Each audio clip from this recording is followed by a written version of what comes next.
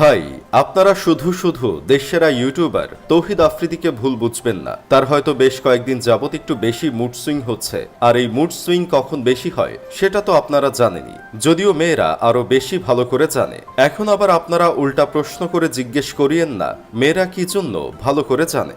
দেশের মানুষ যখন লাল প্রোফাইল পিকচার দিতে ব্যস্ত, তখন আমাদের দেশসেরা ইউটিউবার তৌহিদ আফ্রিদি প্রোফাইল লাল কালার করে আপলোড দিয়ে আবার কিছুক্ষণ পরেই ডিলিট করে দিয়েছেন।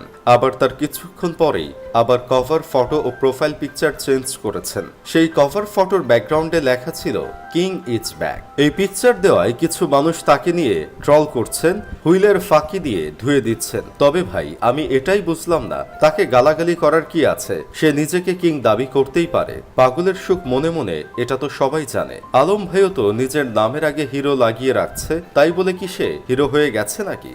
যে দেশে ফ্লপ স্টার জায়েদ খান নিজেকে সুপারস্টার দাবি করে, সেই দেশের অলিতে গলিতে পড়ে থাকা কিছু মানুষ নিজেকে রাজা মনে করবে, এটাই তো স্বাভাবিক। তবে তিনি হয়তো নিজেকে বন্যার কিং দাবি করেছেন। এদিকে আপনারা উত্তেজিত হয়ে উনাকে শুধু শুধু গালি দিয়ে গালি অপচয় করবেন না। আর যদি আপনার গালাগালির পরিমাণ একটু বেশি হয়, তাহলে একটু লাইনে দাঁড়ান। সবাইকে গালি ড্রপ করার সুযোগ দেওয়া হবে। কিছু কিছু মানুষ তো আবার শুধু সমাজের ছোট ছোট কাজ নিয়েই থাকতে চান, বন্যার কাজ নিয়েই ব্যস্ত থাকতে চান। এদের নিয়ে আর কি বলবো।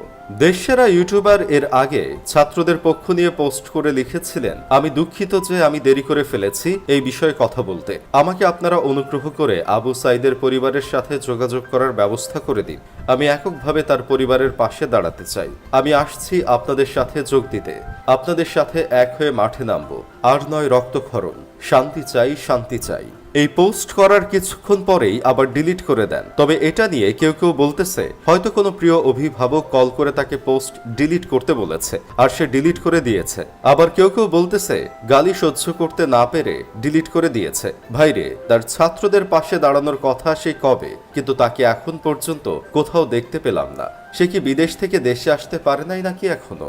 সে এর আগে আরেকটি পোস্ট করে বাঙালিকে বুঝিয়েছেন বিদেশে গেলে নেট থেকে দূরে থাকতে হয়, এজন্য দেশের খবরাখবর পাওয়া যায় না। তৌহিদ আফ্রিদির যতটা মুড সুইং হয়, ততটা মুড সুইং হয়তো কোনো মেয়ে মানুষেরও হয় না। তা না হলে কি এতবার পোস্ট করে আবার ডিলিট করে দিত নাকি?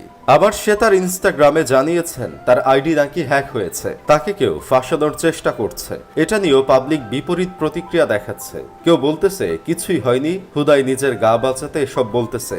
বুঝলাম আইডি হ্যাক হয়েছে, সে নিজে তো আর হ্যাক হয়নি। তার তো পাশে এসে দাঁড়ানোর কথা ছিল, কিন্তু সে তো আসেনি।